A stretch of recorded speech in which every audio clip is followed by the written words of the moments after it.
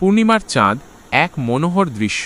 পৃথিবী থেকে দেখলে চাঁদের বিভিন্ন রূপ দেখতে পাই। এর মধ্যে পূর্ণিমার চাঁদ সবচেয়ে আকর্ষণীয়। এই সময় চাঁদ পৃথিবী ও সূর্যের মাঝখানে এমনভাবে অবস্থান করে যে পৃথিবী থেকে দেখলে চাঁদ পুরোটাই আলোকিত দেখায়। পূর্ণিমার চাঁদের বিশেষত্ব: আকার: পূর্ণিমার চাঁদ সবচেয়ে বড় ও উজ্জ্বল দেখায়। আলোকিততা: সূর্যের আলো পুরোপুরি চাঁদকে আলোকিত করে।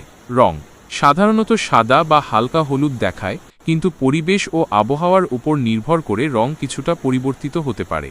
সাংস্কৃতিক গুরুত্ব: বিভিন্ন সংস্কৃতিতে পূর্ণিমার চাঁদকে বিশেষ তাৎপর্য দিয়ে উদযাপন করা হয়।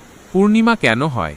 চাঁদ পৃথিবীর চারদিকে ঘুরতে থাকে এবং একই সাথে পৃথিবী সূর্যের চারদিকে ঘুরতে থাকে। এই ঘূর্ণনের কারণেই আমরা চাঁদের বিভিন্ন রূপ দেখতে পাই। যখন চাঁদ, পৃথিবী ও সূর্য একই সরলরেখায় অবস্থান করে তখনই পূর্ণিমা হয়। পূর্ণিমার চাঁদের প্রভাব।